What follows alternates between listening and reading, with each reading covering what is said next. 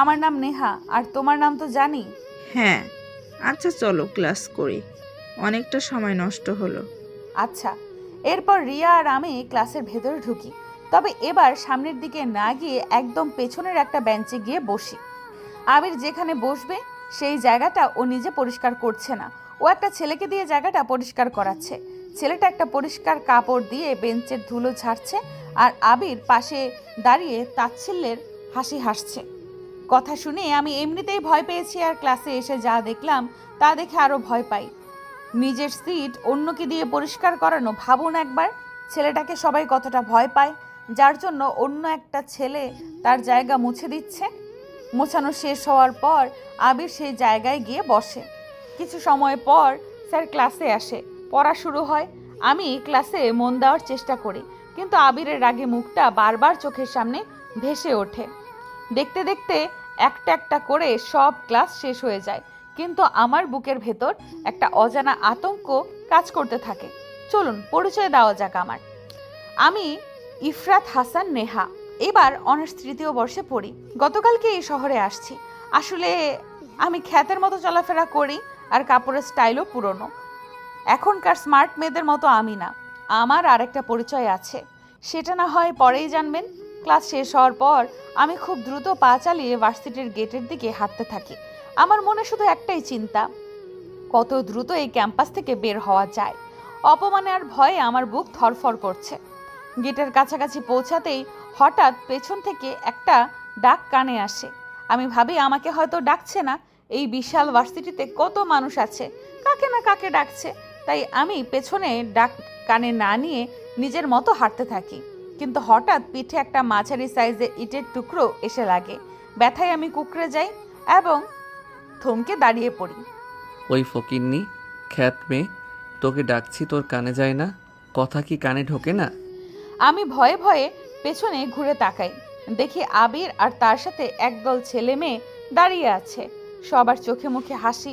আমি আমতা আমতা করে বলি, আপনি কি আমাকে বলছেন? এখানে তোকে ছাড়া কি আর কাউকে খ্যাতের মতো দেখাচ্ছে?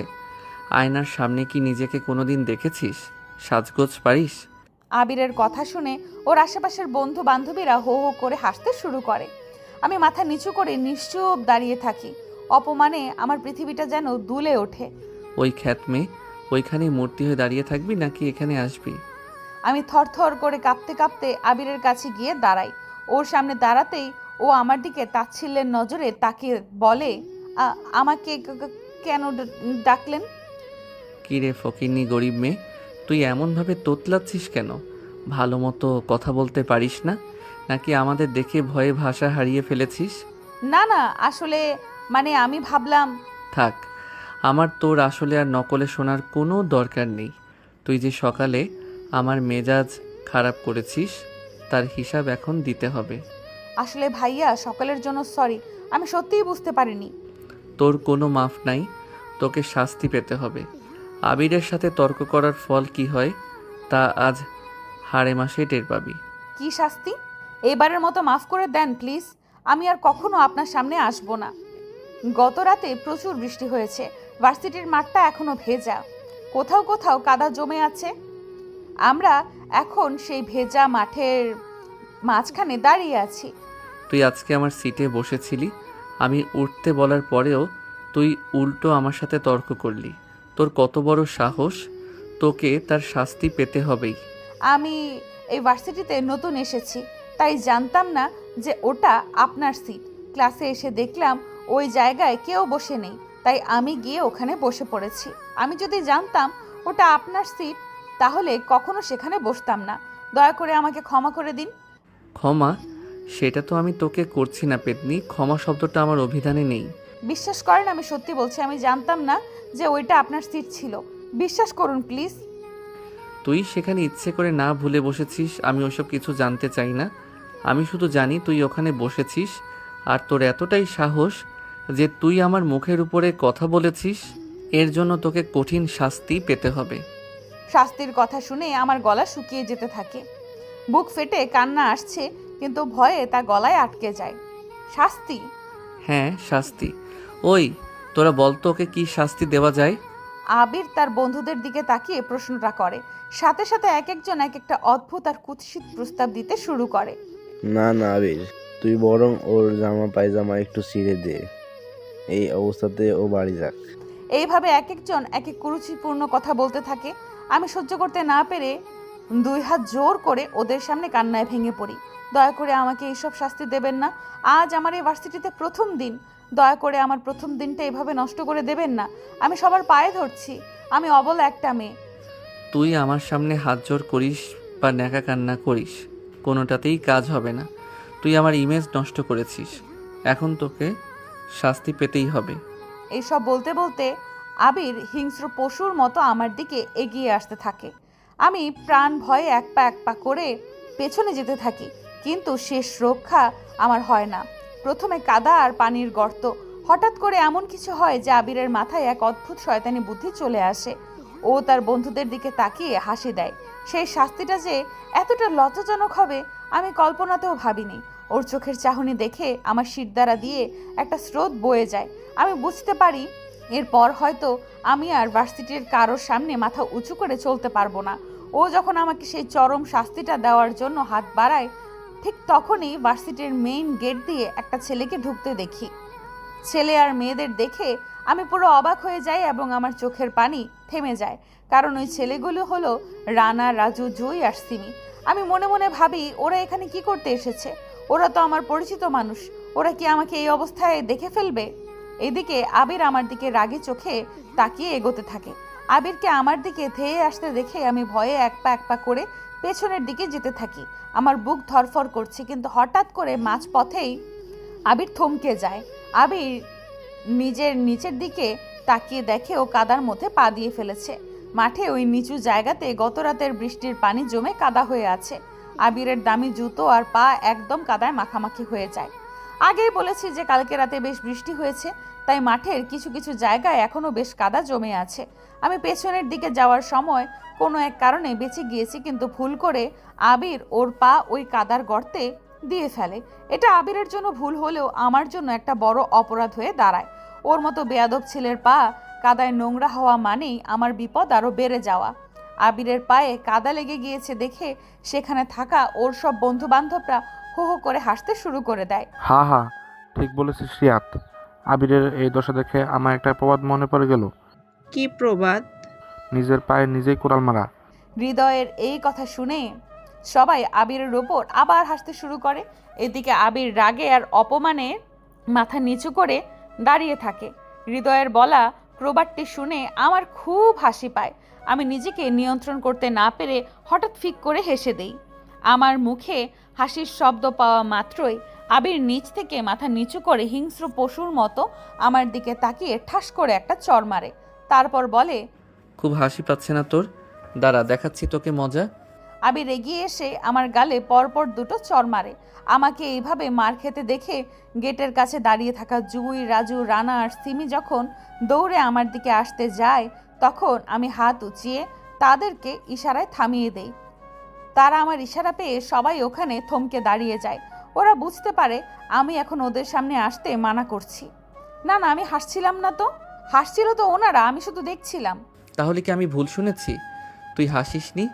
হতে পারে আপনি ভুল শুনেছেন, আমি কেন হাসবো? তুই কি বোঝাতে চাস আমি কানে ভুল শুনি? আজকে তোর জন্য আমার পায়ে কাদা লেগেছে। আমি কি করলাম? আপনি তো আমাকে ধরতে আসছিলেন, তাই তো আপনার পায়ে কাদা লাগলো। এখানে আমার দোষ কোথায়? চুপ, একদম চুপ।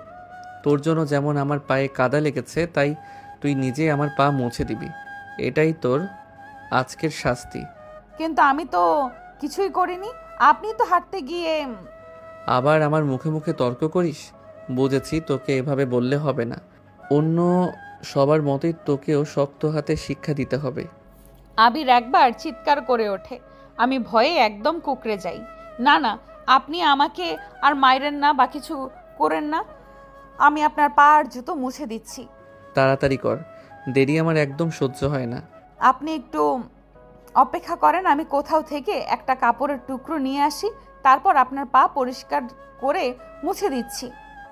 কাপড়ের টুকরো আনার কোনো দরকার নেই, অত সময় আমার হাতে নেই। তাহলে আমি আপনার পা আর জুতো মুছবো কি করে?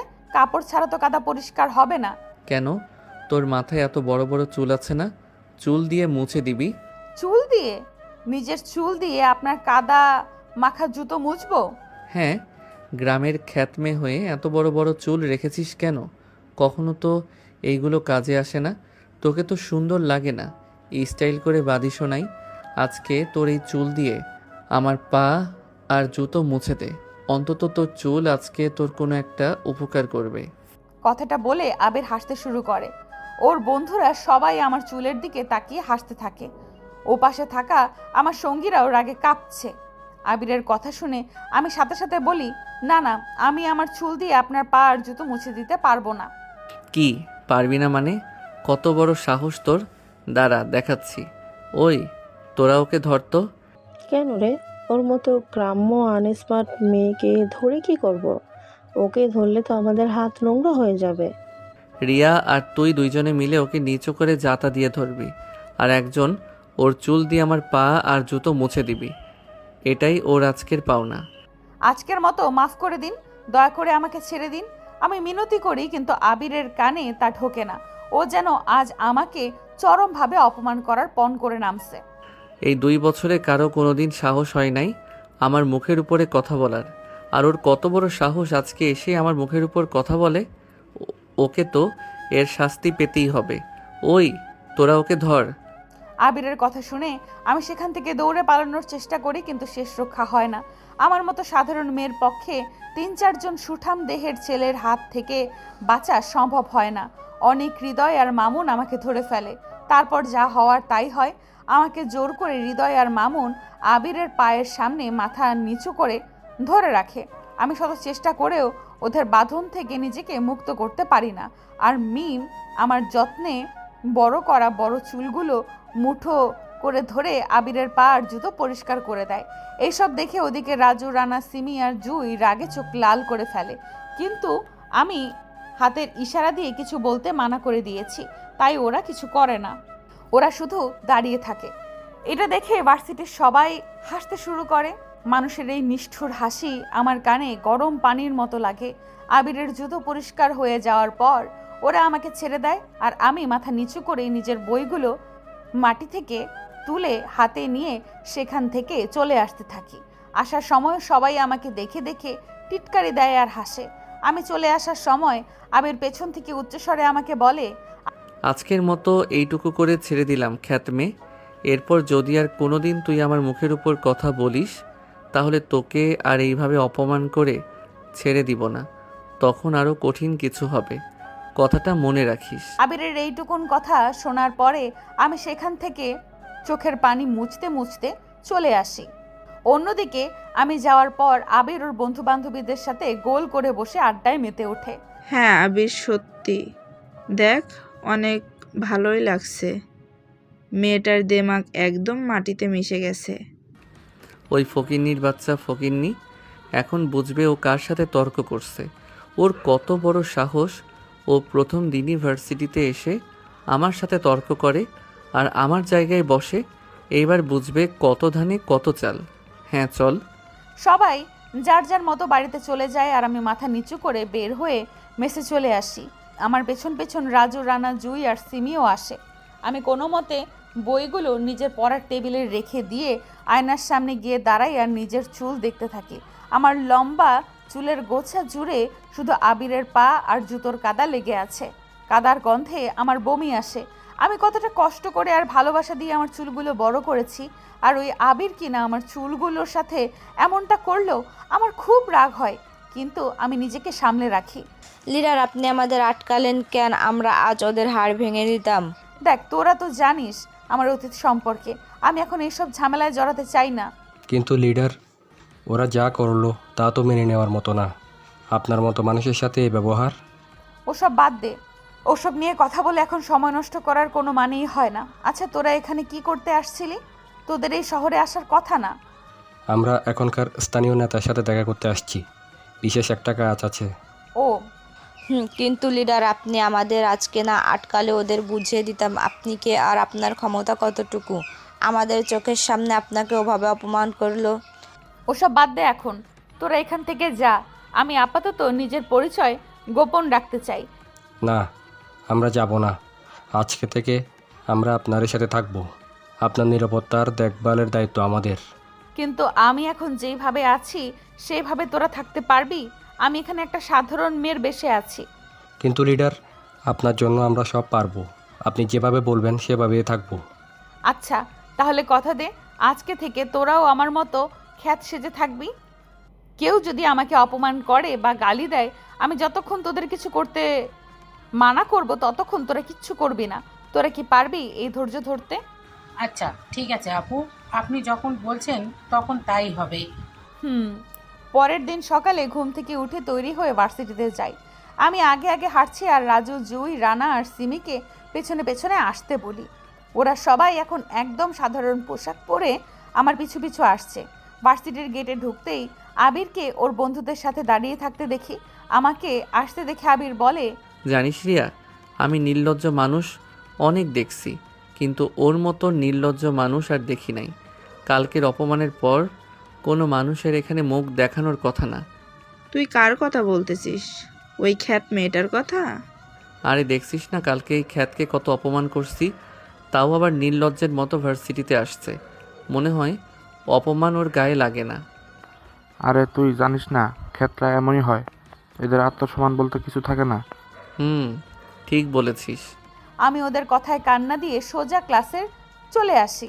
পেছনে থাকা রানা আর রাজুরা রাগে কাঁপছে। ওদের কথাগুলো আমার কানে আসছিল। দেখছিস এই ছেলের কি সাহস, লিডারকে খ্যাত বলে অপমান করে। আমার ইচ্ছা করছে এই ছেলেকে এখনই মেরে ফেলি, একদম মাটিতে পুঁতে দিই। লিডার, আমাদের মানা করার কারণে এই ছেলে বেঁচে গেছে, না হলে ওর হাড়গোড় আস্ত থাকতো না। ধৈর্য ধর, সময় আসবে।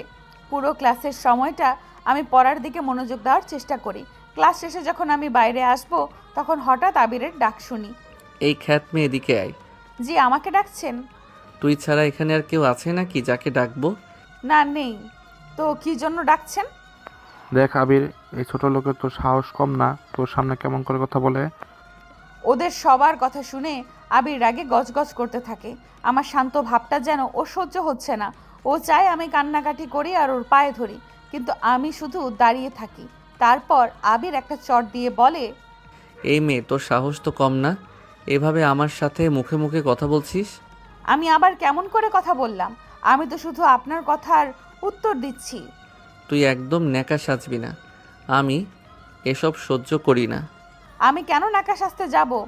আপনি ডাকলেন তাই তো আসলাম। আজকে এই খ্যাতটাকে একটু অন্যরকম শাস্তি দিতে হবে, যাতে সারা জীবন মনে রাখে এই আবিরটাকে।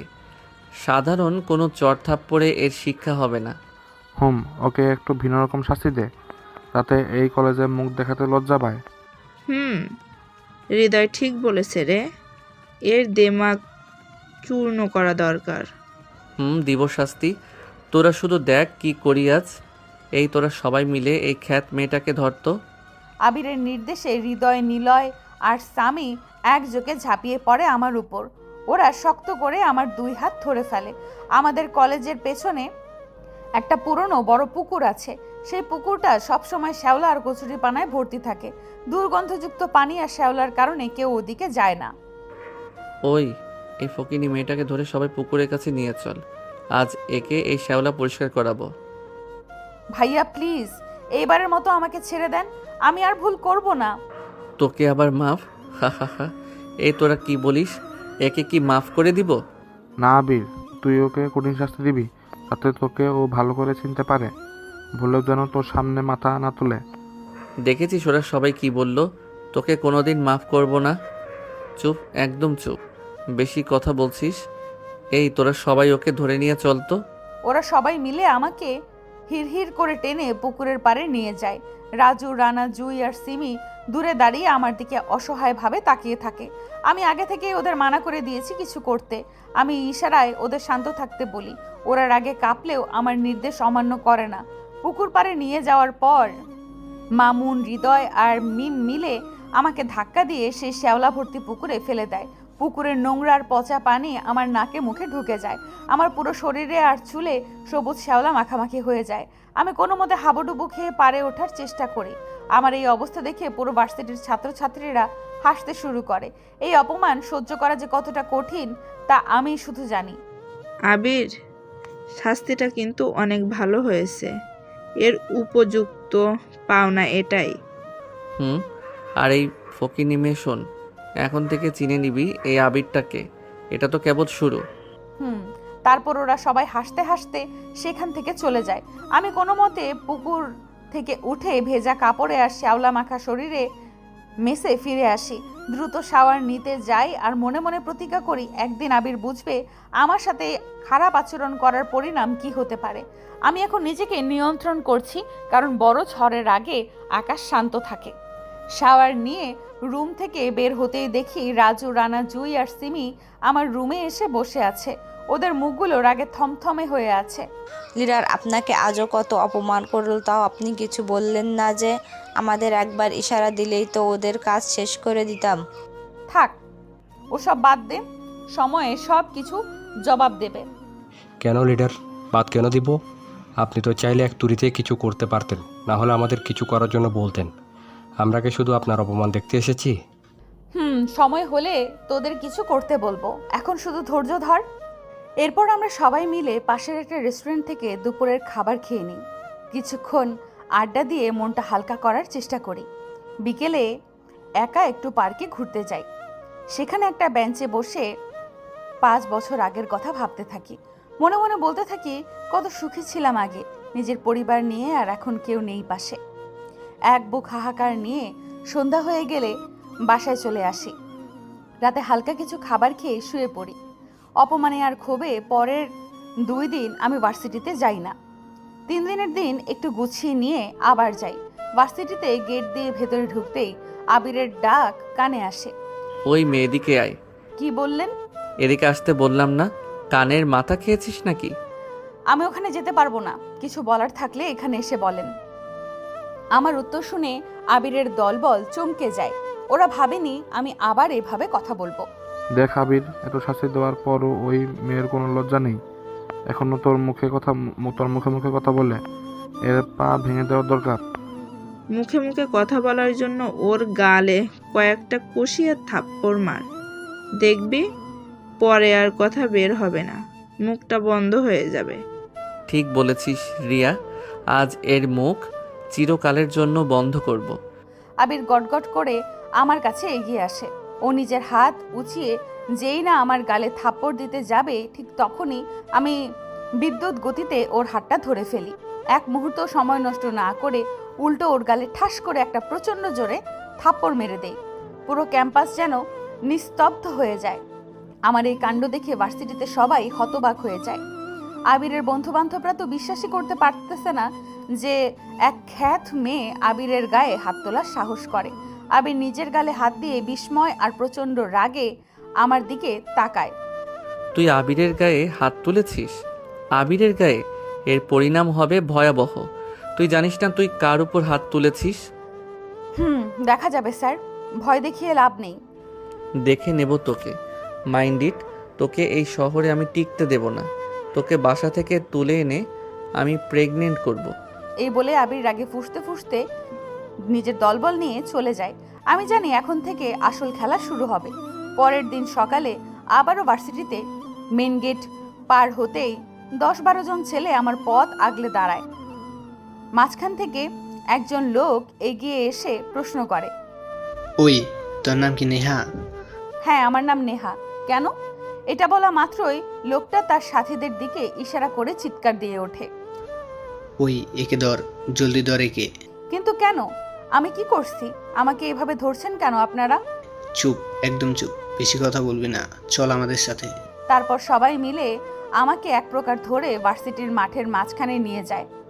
আমার পিছু পিছু রানা, জুই, রাজু, সিমি আর রিয়া সবাই আসে। কলেজের সাধারণ ছাত্রছাত্রীরা ভয়ে যে যেখানে পারে সরে যায়। সবাই উৎসুক চোখে আমাদের দিকে তাকিয়ে থাকে। কিছুক্ষণ পরেই দেখলাম আবির তার চেলা চামুন্ডাদের সাথে নিয়ে এদিকে আসছে। আমার কাছে আসতেই আবির তাচ্ছিল্যের হাসি দেয়। বলেছিলাম না তোকে দেখে নিব। এই আবিরের গায়ে হাত তোলার সাহস কিভাবে পেলি তুই? তুই শুধু একটা ছেলে হয়ে এতগুলো লোক দিয়ে আমাকে মারবি? তোর হাসি এখন খুঁজেও পাওয়া যাবে না। আজ দেখবি এই আবিরের গায়ে হাত তোলার পরিণাম আর বুঝতে পারবি এই আবির কত ভয়ঙ্কর হতে পারে। দেখবো। আজ তুইও দেখবি আমি কত ভয়ঙ্কর হতে পারি। দেখা যাবে। আরে তোরা দাঁড়িয়ে আছিস কেন? ওর গা থেকে জামা খোল। জি স্যার।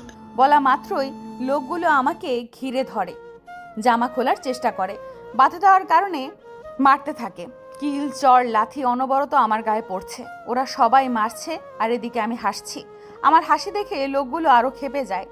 শুয়ারের বাচ্চার মেয়ে, তোকে এত মারি তাও হাসছিস, তোর কি ব্যথাবোধ নেই?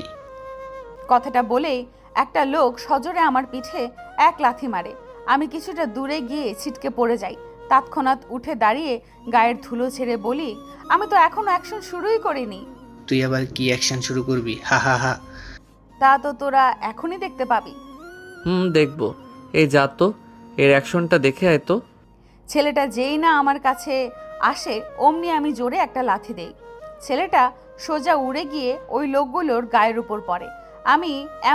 আমার এমন মার দেখে পুরো ভার্সিটির সবাই আমার দিকে স্তব্ধ হয়ে তাকিয়ে থাকে। আবির তো পুরো অবাক হয়ে থমকে যায়। ওর চোখ কপালে ওঠে। লোকগুলো ধস্তাধস্তি করে উঠে দাঁড়িয়ে পড়ে বলে লোকগুলো আমার দিকে আসতে থাকে। ঠিক তখনই আমি, জুই, রানা, রাজু আর সিমিকে রেডি থাকতে বলি। ওরা আমার কাছে আসতে যাওয়ার আগেই রাজু, রানা, জুই আর সিমি ওদের সামনে চলে আসে। এই তোরা আবার কারা? সামনে থেকে সর, আমাদের কাজ করতে দে। না, সরব না। তুই কি করবি? তবে রে বা দেখ তাহলে মজা। বলে লোকগুলো আমাদের উপর ছাপিয়ে পড়ে। তারপর শুরু হয় আসল মারপিট। আমি, রাজু, রানা, সিমি আর জুই মিলে সবাইকে ধোলাই দেই। আমাদের এক একটা ঘুষি আর লাথিতে লোকগুলো উঠতে থাকে। আমরা 5 জন মিলে সবাইকে মারতে মারতে প্রায় আধমরা করে ফেলি। আমাদের লড়াই দেখে পুরো ভার্সিটির সবাই ভয়ে আর বিস্ময়ে বলতে শুরু করে, 5টা রয়্যাল বেঙ্গল টাইগারও বাঘিনী আসছে। কেউ কাছে আসার সাহস পায়নি। মারা শেষ হলে আমি আবিরের কাছে গিয়ে দাঁড়াই। ওর মুখ এখন ফ্যাকাশে হয়ে গেছে। আমি চাইলে তোকেও মারতে পারতাম, কিন্তু তোকে মারিনি, কারণ তুই একটা লুজার বলে। আর আমি লুজারদের গায়ে হাত তুলি না। আবির কাঠ হয়ে দাঁড়িয়ে থাকে। ওর মুখ দিয়ে কোনো কথা বের হয় না। তারপর আমরা সবাই ওখান থেকে লোকগুলোকে টেনে নিয়ে হাসপাতালে দিয়ে আসি এবং সরাসরি মেসে চলে আসি। এইদিকে রিয়া বারান্দায় দাঁড়িয়ে ভাবতে থাকে, কে এই নেহা, যার গায়ে কিনা এত শক্তি, আর এই ছেলেগুলোই বা কারা? ওরা কেন নেহাকে লিডার বলছে? এইদিকে আবিরও ঘরে বসে ভাবছে, ওই খ্যাত মেয়েটার কাছে এত শক্তি আসলো কিভাবে? আর এই লোকগুলোই বা আমার লোকদের কেন মারলো? আমাকে অপমান করলো সবার সামনে। আমি এর প্রতিশোধ নেবই নেব। অন্যদিকে আমরা সবাই দুপুরের খাবার খেয়ে আড্ডা দিচ্ছি। তখন রানা গম্ভীর গলায় প্রশ্ন করে, লিডার, আপনি তো এই ছেলেকে আরও আগে উচিত শিক্ষা দিতে পারতেন, কিন্তু কিছু বলেননি কেন এতদিন? ও আমার মরা মা বাবাকে গালি দিছে, তাই আজ আর নিজেকে আটকে রাখতে পারিনি। ও আচ্ছা লিডার, একটা কথা বলি। বল। লিডার, আপনি তো আগে কোনো লোক আপনাকে খারাপ কিছু বললে আপনি কাউকে ছাড় দিতেন না, কিন্তু এই ছেলেকে কেন এত ছাড় দিলেন? তোরা তো জানিস রাজ আমাকে কি বলেছে। রাজের দেওয়া ওই কথাটার জন্যই আমি নিজেকে শান্ত রাখি। কেউ যদি কিছু বলে তা সহ্য করে নেই শুধু রাজের কারণে, কিন্তু এই ছেলে আমাকে বাধ্য করছে মারামারি করতে। আমি রাজের কথা রাখতে পারলাম না। জানি না রাজ আমাকে মাফ করে কিনা। ঠিক আছে, আমি শুধু এইটুকু চাই রাজ যেন আমায় মাফ করে দেয়। আর এইদিকে রাতে আবিরের বাবা যখন বাসায় ফেরে তখন আবিরকে সোফাতে বসে থাকতে দেখে। সে ড্রিঙ্কস করছে। আবিরের বাবা ঘরে ঢুকে আদুরে গলায় ডাক দেন, আমার ছেলেটা কি করে? কিছু না। কি হয়েছে, মন খারাপ নাকি? বাবা, ওই মেয়েটার জন্য আমার সব শান্তি চলে গেছে। ওই নেহা আমাকে কত অপমান করছে, আজ সবার সামনে আমার গায়ে হাত তুলেছে। তো ওর জন্য তো লোক পাঠালাম, ওরা কি ওকে শিক্ষা দেয়নি? তোমার লোক কিছুই করতে পারিনি বাবা, উল্টো মার খেয়ে ফিরে এসেছে। মানে কি বলছিস এসব? আমার বাছাই করা লোকগুলোকে একটা সাধারণ মেয়ে মেরে তাড়িয়ে দিল? বাবা, ও একা না, ওর সাথে আরো কয়েকজন ছিল। তারপর আবির তার বাবাকে মাঠের সব ঘটনা খুলে বলে। কিভাবে লোকগুলোকে আমরা মেরে হাসপাতালে পাঠিয়েছি সব শুনে আবিরের বাবা রাগে ফেটে পড়েন। কি, এই মেয়েগুলোর এত বড় সাহস আমার এলাকায় থেকে আমার লোকের গায়ে হাত দেয়? বাবা, আমি ওরে ছাড়বো না। ঠিক আছে, তুই চিন্তা করিস না। কালকে আমি নিজেই ভার্সিটিতে যাব আর দেখব কোন মেয়ের এত বড় সাহস যে আমার ছেলের গায়ে হাত তোলে। ওকে বাবা। পরের দিন সকালে ঘুম থেকে উঠে আমি ঠিক করি আজ আর আগের মতো থাকবো না। অনেকদিন নিজেকে লুকিয়ে রেখেছি, আজ একটু স্টাইলিশ হয়ে ভার্সিটিতে যাব বলে রেডি হচ্ছি। আলমারি থেকে আমার সবচেয়ে প্রিয় পোশাকগুলো বের করি, আয়নার সামনে দাঁড়িয়ে নিজেকে দেখি। আগের মতো সেই ঢিলে ঢালা খ্যাত 3 পিস না, আগে সাদা শার্ট আর কালো প্যান্টের মেয়েদের প্যান্ট পরি, সাথে পায়ে দেই দামি সাদা লেডিস ক্যাটস। চুলগুলো স্টাইল করে বেঁধে নিলাম, সাজলাম বেশ কিছু সময়। নিজের চেহারার আসল সৌন্দর্য আজ ফুটে ওঠে।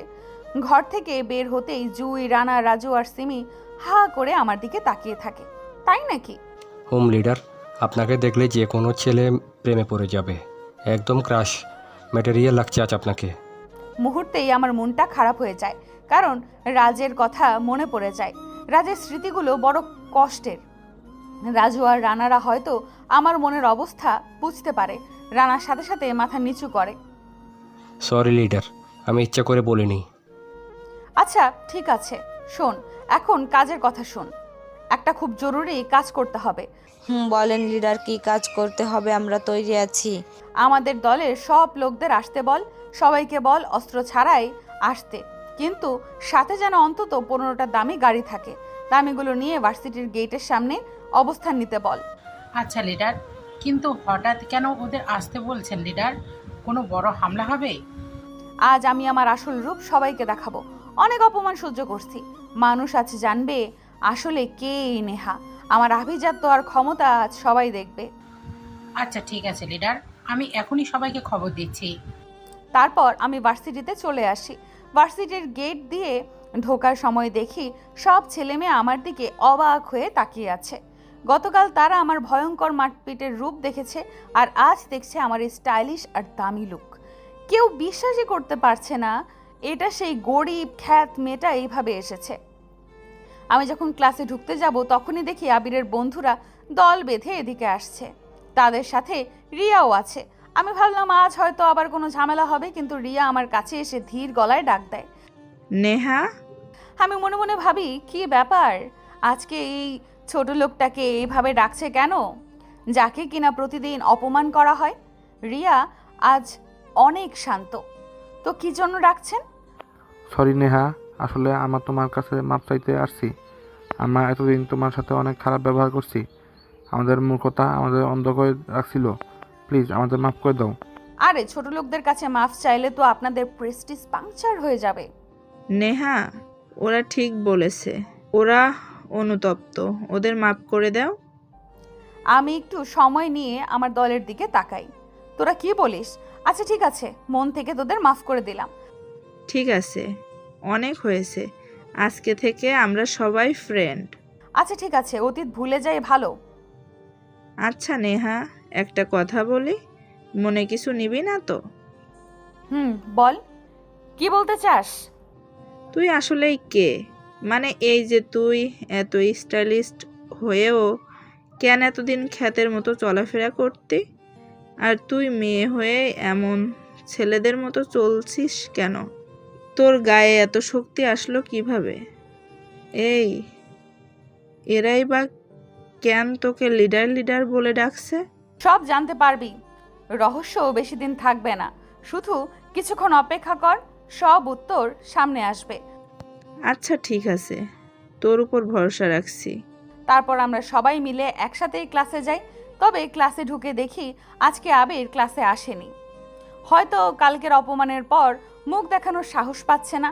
একে একে সব ক্লাস শেষ করি। ক্লাস থেকে বের হওয়ার সময় রিয়া আমার থেকে একটু আগেই বের হয়, কিন্তু কয়েক মিনিট পরেই হঠাৎ রিয়া কোত্থেকে যেন দৌড়ে হাঁপাতে হাঁপাতে আমার কাছে ফিরে আসে। নেহা, তুই এখনই পালিয়ে যা। আবিরের বাবা আর আবির এখানে থানায় ওসি নিয়ে আসছে, সাথে অনেক পুলিশ আর গাড়িও আছে। ওরা খুব ভয়ঙ্কর মুডে আছে। কিন্তু পুরোটা বলতে না দিয়ে মিম আতঙ্কিত কণ্ঠে বলে ওঠে, না নেহা, ও ঠিক বলেছে। আবিরের বাবা খুবই ভয়ানক লোক, আবিরও খারাপ। তুই ভার্সিটির পেছনের দিক দিয়ে এখনই পালিয়ে যা, পুলিশ ধরলে আর রক্ষা পাবি না। কাউকে পালাতে হবে না, তোরা শুধু শান্ত হয়ে দেখ আমি কি করি। তুই আবার কি করবি? ওনারা বন্দুক নিয়ে আসছে, তুই আবিরের বাবার সাথে পারবি না। ওরা অনেক ভয়ঙ্কর আর প্রভাবশালী। তোরা এত ভয় পাস না, তোরা শুধু আমার পেছনে দাঁড়িয়ে দেখ আজ কি হয়। ততক্ষণে ভার্সিটির বারান্দায় আবির আর তার বাবা তার বিশাল দলবল আর পুলিশের বহর নিয়ে হাজির হন। আবিরের বাবা এসেই চিৎকার করে ওঠে, এখানে কার এত বড় সাহস যে আমার ছেলের গায়ে হাত দেয়? কার এত বড় স্পর্ধা যে আমার লোকগুলোকে মেরে হাসপাতালে পাঠায়? আজ তাকে আমি দুনিয়া থেকে সরিয়ে দেব। দেখি কার কত বড় স্পর্ধা যে নেতার ছেলের গায়ে হাত দেওয়ার দুঃসাহস দেখায়। আজ তোকে জেলে ভাত খাওয়াবো। আমি তখন একদম শান্তভাবে নিজের হাত তুলি এবং ধীর পায়ে সামনে গিয়ে দাঁড়াই। আমার পাশে রাজু, জুই, রানা আর সিমি শক্ত হয়ে দাঁড়িয়ে থাকে। তখন আমি ওদের দিকে পেছন ফিরেছিলাম। ওসি সাহেব তখন মেজাজ দেখিয়ে আমাকে বলে, ওদিকে তাকে কি দেখছিস? এদিকে দেখ, এদিকে তাকা। আর তোরা তাকা। তোদের কত বড় সাহস পুলিশের সামনে ভাব দেখাচ্ছিস? আবির পাশে দাঁড়িয়ে হাসতে থাকে। ও মনে মনে অনেক খুশি হচ্ছে। ও ভাবছে আজ এই নেহাকে বোঝাবে সে কি করতে পারে। আবিরের এই আনন্দ ক্ষণস্থায়ী, তাও নিজেও জানে না। ওদিকে জুই, রাজু, রানা আর সিমি ওসির দিকে ফেরে। ওদের মুখ দেখে ওসির চেহারা মুহূর্তেই ফ্যাকাশে হয়ে যায়। আরে রাজু ভাই, রানা ভাই, জুই আর সিমি আপু, আপনারা এখানে? আমরা এখানে। তো আপনি এখানে কি করছেন ওসি সাহেব? আসলে ভাই, নেতার ছেলের গায়ে নাকি ওই মেয়েটা হাত তুলেছে, তাই ওকে একটু সাহায্য করতে আসছি। এটা শোনার পর আমি যখন শান্তভাবে পেছনে ফিরি এবং ওসির চোখের দিকে তাকাই, আমাকে দেখা মাত্রই ওসির চোখ কপালে ওঠে। আর এদিকে আবির আমাকে আজকের এই স্টাইলিশ লুকে দেখে পুরো ক্রাশ খেয়ে যায়। ও যেন চোখের পলক ফেলতে ভুলে গেছে। ওসি সাহেব আমতা আমতা করে তোতলাতে শুরু করে, ম্যাম আপনি এখানে? ওসি সাহেব আমাকে ম্যাম বলে ডাকছে দেখে আবির আর তার বাবা পুরো অবাক হয়ে যায়। তাদের মুখ হা হয়ে যায়। ওসি সাহেব, আপনি কেন এই মেয়েটাকে ম্যাম ডাকছেন? পাগল হলেন নাকি? ও তো একটা সাধারণ মেয়ে। আপনি একদম চুপ থাকেন। ম্যাম আপনি এখন যেতে পারেন, আমার বুঝতে ভুল হয়েছে। কথাটা বলে আমি একটু সামনে এগিয়ে যাই। তখনই আবিরের বাবা মরিয়া হয়ে ওসিকে আটকে ধরে। ওসি সাহেব, আপনি কেন ওকে ছেড়ে দিলেন? ওর নামে তো আমি কমপ্লেইন দিছি। আপনি ওনাকে চেনেন? ওনার পরিচয় জানেন? না তো, কেউ? উনি হলেন পুরো ওয়ার্ল্ডের মাফিয়া কুইন নেহা, যার এক ইশারায় দেশ থমকে যায়। এটা শোনার পর ক্যাম্পাসের সবাই চুপ হয়ে যায়। সবচেয়ে বেশি অবাক আবির আর তার বাবা, কারণ নেহাকে চেনে না এমন কেউ দেশে নেই। সেই কুইন আজ তাদের সামনে। আমি ভার্সিটির গেটের কাছে আসতেই 15টি লাক্সারি গাড়ি আমাদের সামনে এসে সারি বেঁধে দাঁড়িয়ে যায়। প্রতিটি গাড়ি আমার বিশ্বস্ত এবং প্রশিক্ষিত লোকে ভর্তি। গাড়িগুলো থামাতেই একটি গাড়ির দরজা খুলে যায় এবং আমার প্রধান বডিগার্ড দ্রুত পায়ে আমার কাছে এগিয়ে আসে। লোকটি অত্যন্ত শ্রদ্ধার সাথে আমার সামনে দাঁড়ায় এবং হাতে থাকা একটি দামি কালো রঙের কোট আমার কাঁধে জড়িয়ে দেয়। কোটটি গায়ে জড়িয়ে আমি শান্ত পায়ে এগিয়ে যাই। লিডার, আপনার জন্য গাড়ি প্রস্তুত। আমি কোনো কথা না বলে গিয়ে আমার বিশেষ বুলেট প্রুফ গাড়িতে গিয়ে বসি। তা দেখে ভার্সিটির ছাত্রছাত্রী থেকে শুরু করে শিক্ষক সবাই হা করে দাঁড়িয়ে আছে। তারা যেন নিজের চোখকে বিশ্বাস করতে পারছে না। গতকাল যাকে খ্যাত বলে জানতো, আজ কোনো প্রিন্সেসের মতো বিদায় নিচ্ছে। এরপর আমার গাড়ির আগে 7টি এবং পেছনের 7টি চলতে শুরু করে। আমার গাড়িটি থাকে ঠিক মাঝখানে। ভার্সিটির চত্বর কাঁপিয়ে আমি আমার বাসার দিকে চলে যাই। আমি চলে যাওয়ার পর ওসি সাহেব কিছুক্ষণ চুপ করে থেকে আবিরের বাবার দিকে তাকিয়ে দীর্ঘশ্বাস ফেলে বলে, আপনার ভাগ্য ভালো যে উনি আপনাকে আর আপনার ছেলেকে আজ কিছু বলেনি। না হলে নেয়ার সাথে কেউ খারাপ কথা বললে বা বেয়াদবি করলে সাধারণত সে আর বেঁচে থাকে না। আপনারা আজ জমের দুয়ার থেকে ফিরে আসছেন। আবির ও তার বাবা একদম চুপ হয়ে যায়। বলতে গেলে পুরো ভার্সিটি এখন নিস্তব্ধ, কারণ নেহার মতো আন্ডারওয়ার্ল্ড কুইনকে তারা স্বচক্ষে দেখতে পাবে তা কেউ কল্পনাতেও ভাবেনি। যারা এতদিন আমাকে তুচ্ছ তাচ্ছিল্য করেছে তাদের সবার বুক এখন ভয়ে দুরু দুরু করছে। ওসি আবার গম্ভীর গলায় বলে, আপনার আর আপনার ছেলের কপাল ভালো যে আজ রক্তের বন্যা বয়ে যায়নি। ওনার ক্ষমতা সম্পর্কে আপনার কোনো ধারণা নেই। আবির আর তার বাবা তখনও স্তব্ধ হয়ে দাঁড়িয়ে থাকে, তাদের মুখে কোনো কথা নেই। আর শোনেন, আমাকে এরপর থেকে এমন উল্টাপাল্টা ঝামেলা ডাকবেন না। এখন আমি যাই। তারপর ওসি তার পুলিশ বাহিনী নিয়ে ওখান থেকে চলে যায়। এদিকে আবির আর তার বাবার মুখ থেকে কোনো কথা বের হয় না। অপমানে আর ভয়ে তারা কোনো মতে ওখান থেকে বাড়ির দিকে রওনা দেয়। এদিকে আমি আমার বিশাল বাড়িতে ফিরে আসি। বাসার গেটে পৌঁছাতেই গাড়ি থামে। সিমি দ্রুত এগিয়ে এসে আমার গাড়ির দরজা খুলে দেয়। আমি গাড়ি থেকে বের হয়ে গটগট করে বাসার ভেতরে চলে যাই। আমার শত শত লোক পুরো বাড়ি ঘিরে কড়া পাহারায় দাঁড়িয়ে যায়। ভার্সিটির সেই খ্যাত নেহা এখন তার আসল সিংহাসনে বসা। অন্যদিকে আবির বাসায় গিয়ে নিজের ঘরে একা বসে পাগলের মতো ভাবতে থাকে। তার মনে শুধু আমার সেই চাহনি ভাসে। নেহার সাথে আমি কত খারাপ কথা বললাম, কতভাবে ওকে অপমান করলাম, পুকুরে ফেললাম, চর মারলাম, অথচ ও আমাকে কিছুই বলল না। কিন্তু নেহা এখানে এমন খ্যাত আর সাধারণ মানুষের বেশে কেন চলাফেরা করত? মেয়েটা কত কিউট আর কত স্টাইলিশ, আমি কিনা তার সাথে এত জঘন্য ব্যবহার করছি। আবিরের মনে এখন অপমানের চেয়ে বেশি অনুশোচনা কাজ করতে শুরু করে। এদিকে আমি দুপুরের খাবার খেয়ে কিছুক্ষণ শুয়ে থাকি। জানলার বাইরে তাকিয়ে আমি মনে মনে ভাবি, আমি রাজের কথা রাখতে পারলাম না। ও আমাকে কথা দিয়েছিল যে আমি আর কখনো এই অন্ধকার জগতে ফিরবো না। রাজ কি আমাকে ক্ষমা করবে? না। আমি যখন আমার পুরনো রূপে ফিরে এসেছি তখন আমি রাজের খুনিকে খুঁজে বের করবই। তার খুনের প্রতিশোধ না নেওয়া পর্যন্ত আমার শান্তি নেই। পরের দিন সকালে আবির অনেক সাহস নিয়ে ভার্সিটিতে যায়। তার চোখে এখন আর বেয়াদবি নেই। ও ভার্সিটিতে গিয়ে পাগলের মতো আমাকে খুঁজতে থাকে। তারপর রিয়া, হৃদয় আর মিমকে দেখতে পেয়ে আবির দ্রুত তাদের কাছে যায়। নেহা কই? ওকে কি কেউ দেখেছিস? বাহ বাহ আবির, যাকে তুই প্রতিদিন জঘন্যভাবে অপমান করতি আজ তাকে তুই পাগলের মতো খুঁজতেছিস। ঘটনা কি?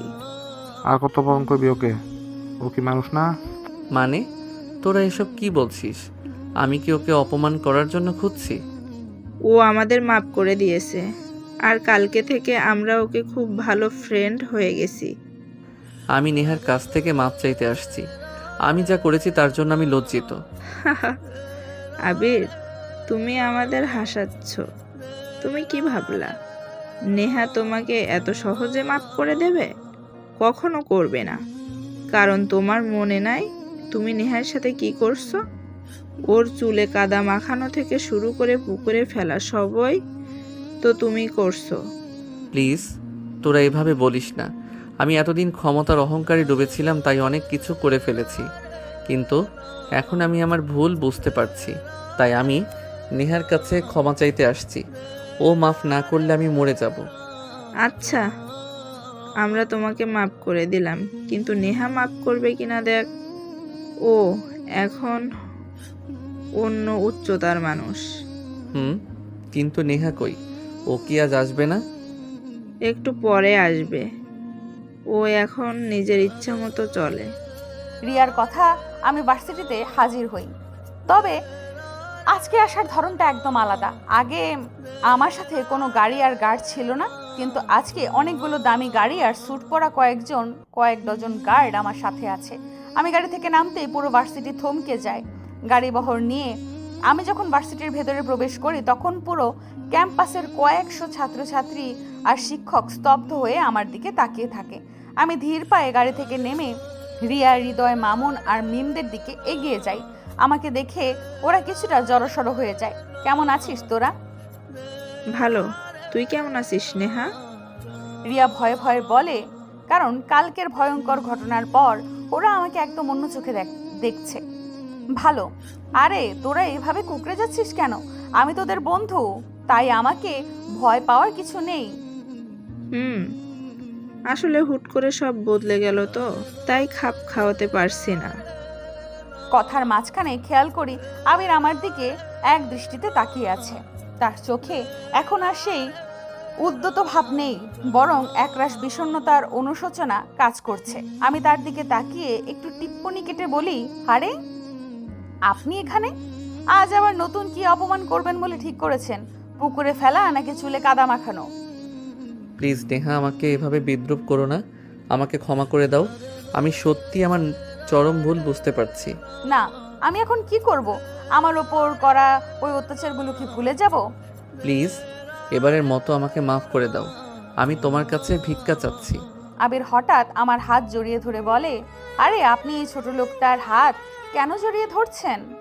এই হাত ধরলে তো আপনার রাজকীয় হাত নোংরা হয়ে যাবে। আমি সত্যি মন থেকে ক্ষমা চাইতে আসছি নেহা। আসলে ছোটবেলায় মা মারা যাওয়ার পর বাবা আমাকে অনেক আদরে বড় করেন। আমি যা চাইতাম বাবা তাই মেনে নিত। আমি যা বলতাম তাই হতো। তাই আমি যখন যা ইচ্ছা হতো তাই করতাম। এভাবেই আমি আস্তে আস্তে অন্ধ আর খারাপ হয়ে যাই। আজ আমি আমার ভুল বুঝতে পারছি। দয়া করে আমাকে ক্ষমা করো। আবির আমার হাত ধরে কান্না করতে করতে কথাগুলো বলে। নেহা, আবির ঠিক বলেছে। ও ওর ব্যবহারের জন্য সত্যিই লজ্জিত। ওকে মাফ করে দে। আবিরের কান্না আর সবার অনুরোধ দেখে আমার মন কিছুটা নরম হয়। প্রতিশোধ নেওয়ার চেয়ে ক্ষমা করে দেওয়া অনেক বড় গুণ।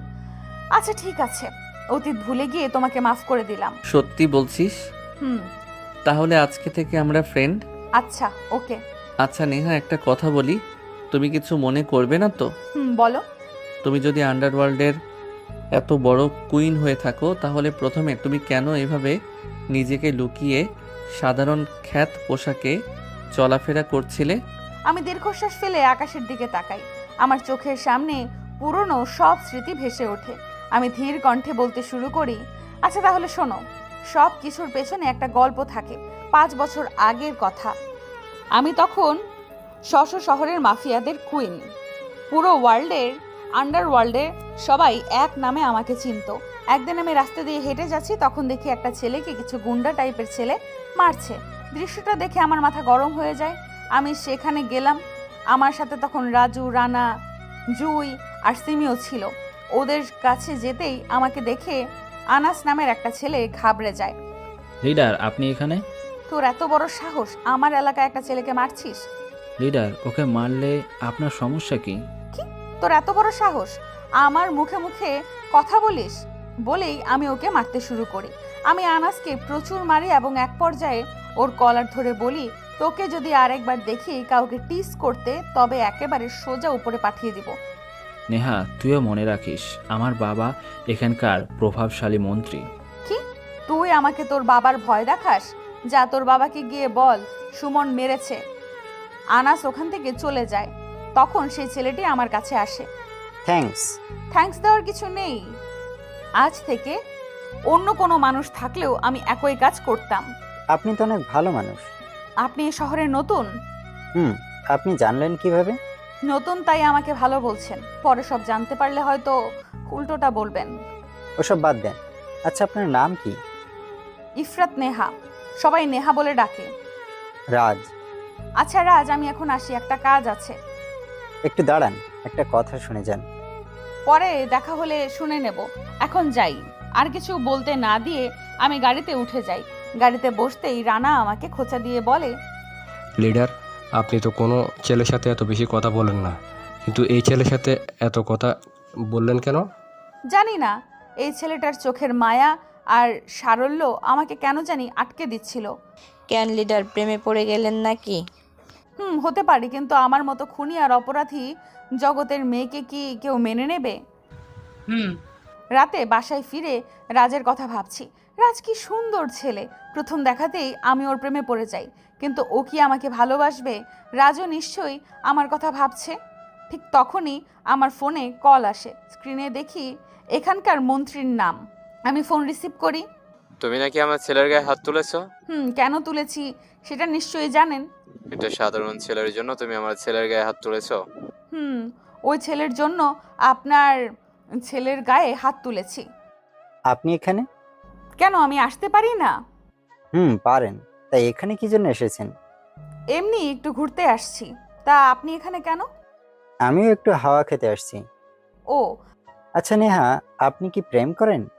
আমার মতো মেয়ের সাথে আবার প্রেম করবে? সত্যি আপনি প্রেম করেন না? আপনি? তারপর রাজ হঠাৎ আমার হাত ধরে যা বলল তা শুনে তো আমি পুরো অবাক হয়ে যাই। রাজ হঠাৎ আমার হাত দুটো নিজের হাতের মুঠোয় নিয়ে নেয়। ওর চোখের দিকে তাকাতেই আমি এক অদ্ভুত মায়া দেখতে পাই। কিছুক্ষণ চুপ করে থেকে রাজ গভীর আবেগে আমাকে নিজের মনের কথা বলে দেয়। আমি তো তোমাকে প্রথম দেখাতেই ভালোবেসে ফেলেছি নেহা। কি বলছো এসব? তুমি কি জানো আমি একজন মাফিয়া? আমার হাতে মানুষের রক্ত লেগে থাকে। জানি। তোমার সব পরিচয় জেনেই বলছি, আমি তোমাকে ভালোবাসি। কিন্তু রাজ, আমাকে পুরোটা বলতে না দিয়ে রাজ আমার ঠোঁটে আঙুল চেপে ধরে বলে, কোনো কিন্তু না। তুমি কি আমাকে ভালোবাসো না? তোমার ওই চোখ কিন্তু অন্য কথা বলে। বাসি। সত্যি বলতে তোমাকেও আমার অনেক ভালো লাগে, কিন্তু তোমার মা বাবা কি আমার মতো একটা মেয়েকে মেনে নেবে? মা বাবা বেঁচে থাকলে তো মেনে নেওয়ার প্রশ্ন আসতো। মানে ওরা কোথায়? বাবা মা অনেক আগে আমাকে এই পৃথিবীতে একা ফেলে রেখে ওপারে চলে গেছেন। এখন আমি একদম একা। ও সরি রাজ, আমি আসলে এভাবে কষ্ট দিতে চাইনি, জানতামও না তুমিও আমার মতো একা। ঠিক আছে, এখন বলো, তুমি কি সারা জীবন আমায় এভাবেই ভালোবাসবে? বাসবো, কিন্তু তুমি আমাকে কখনো ছেড়ে যাবে না তো? আমার জীবনটা অনিশ্চয়তায় ভরা। চলে যাওয়ার ইচ্ছা থাকলে তোমাকে ভালোবেসে নিজের বিপদ ডেকে আনতাম না। আমি শেষ পর্যন্ত তোমার ছায়া হয়ে থাকবো। সত্যি বলছো তো? আমি আবেগে আপ্লুত হয়ে রাজকে জড়িয়ে ধরতে যাই, কিন্তু ও আলতো করে আমায় বাধা দেয়। এখনই না, তুমি আমাকে এভাবে হুট করে জড়িয়ে ধরতে পারবে না। কেন? কি অপরাধ করলাম আমি? তুমি কি এখনো আমাকে অফিশিয়ালি প্রপোজ করছো? না তো। তুমি কি এখনো আমাকে অফিশিয়ালি প্রপোজ করছো? এই সবার সামনে আমার খুব লজ্জা করে তো। তাহলে আগে প্রপোজ করো, সুন্দর করে আই লাভ ইউ বলো। আর ঢং করতে হবে না, তাড়াতাড়ি আই লাভ ইউ বলো, নয়তো আমি চললাম। আচ্ছা আচ্ছা বাবা, বলতেছি, রাগ করো না। বলো। আই লাভ ইউ রাজ, আমার এই অন্ধকার জীবনে আলো হয়ে থেকো। আই লাভ ইউ টু বাবুতা। বলেই রাজ আমাকে জড়িয়ে ধরে আমার গালে একটা মিষ্টি চুমু দিয়ে দেয়। ঠিক তখনই আমাদের ব্যক্তিগত মুহূর্তের মাঝে রানা বাগড়া দেয়। ও আড়াল থেকে উকি দিয়ে হাসতে হাসতে বলে, লিডার, আপনি রোমান্স করেন, আমরা বরং একটু আশপাশ থেকে ঘুরে আসি, আপনাদের ডিস্টার্ব করে লাভ নেই। রানার কথা শুনে রাজ লজ্জায় আমার বুকে মাথা লুকায়, ওর কান দুটো লাল হয়ে যায়। আচ্ছা যা, কিছুক্ষণ পর আমি কল দিয়ে তোদের ডাকবো, এখন ভাগ এখান থেকে। বলেই ওরা হাসতে হাসতে চলে যায়। ওরা যা বলল তা কি সত্যিই হবে? কি হবে? ওই যে রোম্যান্স। যা দুষ্টু, শুধু বদমাশি বুদ্ধি মাথায়। আচ্ছা চলো, ওই দূরের বেঞ্চটায় গিয়ে বসি, ওখানে ভিড় কম। চলো। আমরা পার্কের এক কোণে একটা পুরনো বেঞ্চে গিয়ে বসি। রাজ আমার কাঁধে মাথা রাখে। কিছুক্ষণ নীরবতার পর রাজ আমায় প্রশ্ন করে, আচ্ছা তোমাকে একটা কথা বলি নেহা। বলো, শুনছি। তুমি এই গুন্ডামি বা মাফিয়াগিরি কেন করো? তুমি তো চাইলে অনেক ভালো মানুষও হতে পারতে। মেয়ে এই পথে আসলে কেন? সেটা অনেক বড় আর যন্ত্রণার কাহিনী, শুনবে সেই ইতিহাস? বলো। তাহলে শোনো, আমি যখন খুব ছোট তখনই নিজের বাবা মাকে হারাই। বাবা মা মারা যাওয়ার পর অসহায় আমাকে আমাদের পাশের বাসার একজন আঙ্কেল নিজের কাছে টেনে নেন। তিনি আমাকে ছোট থেকে বড় করেন একদম নিজের মেয়ের মতো। আঙ্কেলের এই পৃথিবীতে নিজের বলতে কেউ ছিল না, তাই তিনি আমাকে নিজের সন্তানের মতো করে তিল তিল করে বড় করে তোলেন। আমাকে martial art, fighting, fire shooting সব কিছু শেখাতে সাহায্য করে। এইভাবেই আমি বড় হতে থাকি। আমার বয়স যখন 16 বছর, একদিন আঙ্কেল আর আমি বাসায় ঘুমাচ্ছিলাম। তখনই গভীর রাতে বাসার দরজায় কেউ সজোরে টোকা দেয়। আঙ্কেল গিয়ে দরজা খুলে দেন। দরজা খুলতেই 5 জন সন্ত্রাসী লোক বাসার ভেতরে ঢুকে পড়ে। লোকগুলো ঢুকেই আঙ্কেলকে চিৎকার করে বলে। এক পর্যায়ে লোকগুলোর সাথে আঙ্কেলের প্রচণ্ড কথা কাটাকাটি হয়। আমি ভয়ে দরজার আড়ালে লুকিয়ে লুকিয়ে সব দেখছিলাম। এক পর্যায়ে একটা লোক রিভলভার বের করে আঙ্কেলকে সরাসরি গুলি করে দেয়। আঙ্কেল রক্তাক্ত অবস্থায় মেঝেতে লুটিয়ে পড়েন। তা দেখে আমি বুক ফাটা চিৎকার করে উঠি। লোকগুলো যখন আমার দিকে আসতে যায়, তার আগেই আমি এগিয়ে গিয়ে একজনকে ঘুষি মেরে তার হাতের বন্দুকটি ছিনিয়ে নিই। তারপর একে একে 5 জনকে গুলি করে মেরে দেই। এরপর আমি ওই বাসা থেকে চিরতরে বের হয়ে যাই। কিছু দূর যেতেই দেখি 3টা লোক 4টা ছোট ছোট মেয়ে আর ছেলেদেরকে দিয়ে জোর করে ড্রাগস বিক্রি করাচ্ছে। তা দেখে আমি সেখানে যাই। আমাকে দেখে একটা লোক তাচ্ছিল্য করে বলে, বাহ বাহ, কাজ করানোর জন্য নতুন লোক খুঁজছি, আর শিকার দেখে আমাদের সামনেই হাজির। কে কাকে কাজে লাগায় তাই এক্ষুনি দেখাচ্ছি। বলেই আমি নিজের বন্দুক বের করে ওদের তিনজনকে 3টি নিখুঁত গুলি করি। তারপর আমি ওই ভীত সতস্ত্র ছেলেমেয়েগুলোর কাছে যাই। তোমাদের নাম কি? জি আপু, আমার নাম রানা। আমার নাম রাজু। শোনো, আজ থেকে তোরা আর এই সব ড্রাগস আর খারাপ কাজ করবি না। আজ থেকে তোরা আমার হয়ে কাজ করবি। আমরা খারাপ মানুষদের শেষ করব। সবাই একসাথে বলে ওঠে। তারপর ওদের নিয়ে আমি ওখান থেকে চলে আসি। আমরা একটা শক্তিশালী গ্যাং তৈরি করি। আস্তে আস্তে আমি শহরে যত সব খারাপ লোক বা শোষক আছে তাদের খুন করতে শুরু করি। কিন্তু আমি সবসময় গরিব আর অসহায় মানুষকে সাহায্য করতাম বলে সাধারণ মানুষ আমাকে ভালোবাসতো। এইভাবেই আমার নাম চারদিকে ছড়িয়ে পড়ে আর আমি হয়ে যাই আন্ডারওয়ার্ল্ডের কুইন নেহা।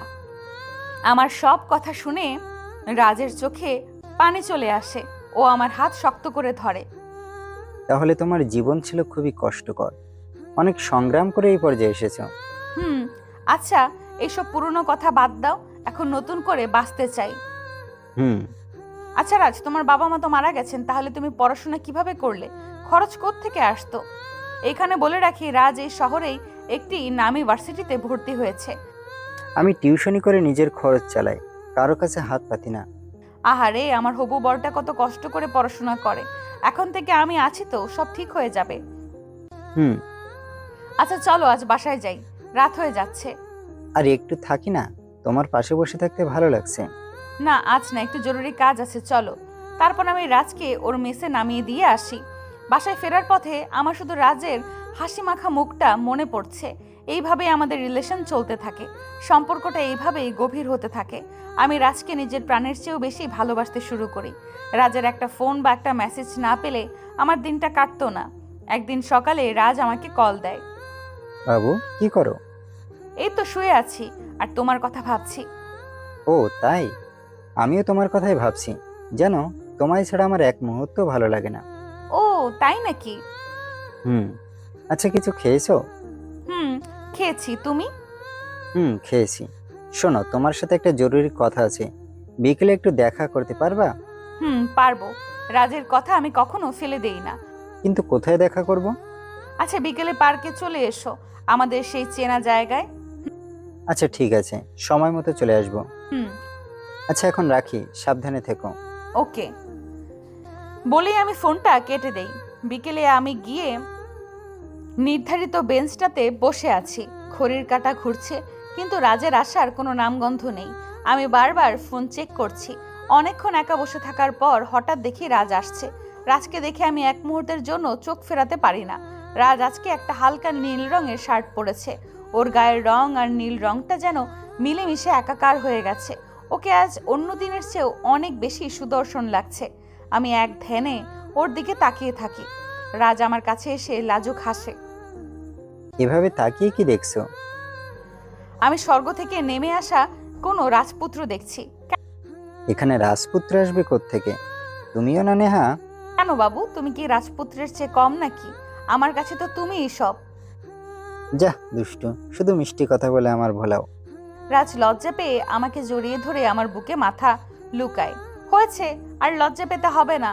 তা এত জরুরি কি জন্য ডেকেছো? কোনো সমস্যা? যা দুষ্টু, শুধু মিষ্টি কথা বলে আমায় ভোলাও।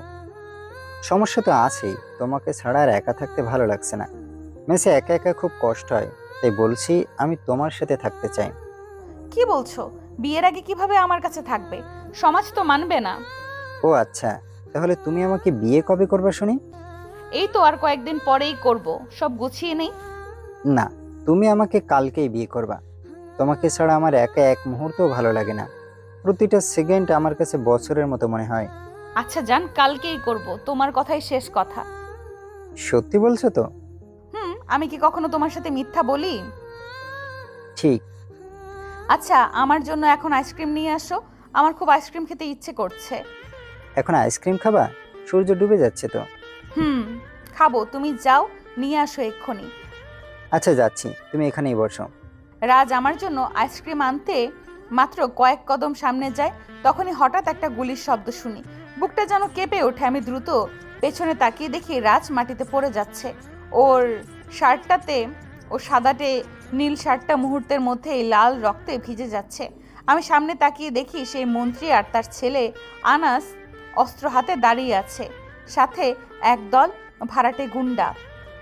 আমি রাজ বলে চিৎকার করে কলিজা ফাটানো চিৎকার দিয়ে উঠি।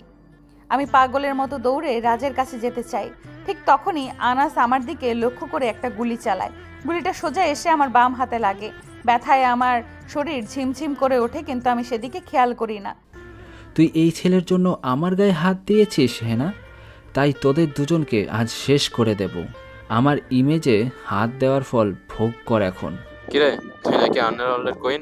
কই তোর কুইনগিরি গেল কই? এখন তো কুকুরের মতো মরবি। বাবা, এসব কুইন টুইনকে আমি এখনই দেখে নেব, এর সব জারি জড়ি আজ শেষ হবে। এই বলে আনাস যখন আমার মাথায় লক্ষ্য করে দ্বিতীয়বার গুলি করতে যাবে, ঠিক তখনই জুই, রানা, রাজু আর সিমি সেখানে হাজির হয়। ওরা এসেই বৃষ্টির মতো গুলি করতে শুরু করে দেয়। আমাদের হামলায় আনাস আর মন্ত্রীর লোকগুলো অপ্রস্তুত হয়ে যায়। ওদের গুলিতে একে একে সব গুন্ডা মাটিতে লুটিয়ে পড়ে। মন্ত্রীর ছেলেও গুলি খেয়ে ছিটকে যায়। আমি সেসবের তোয়াক্কা না করে দ্রুত রাজের কাছে যাই। ওকে তাড়াতাড়ি করে নিজের কোলে তুলে নেই।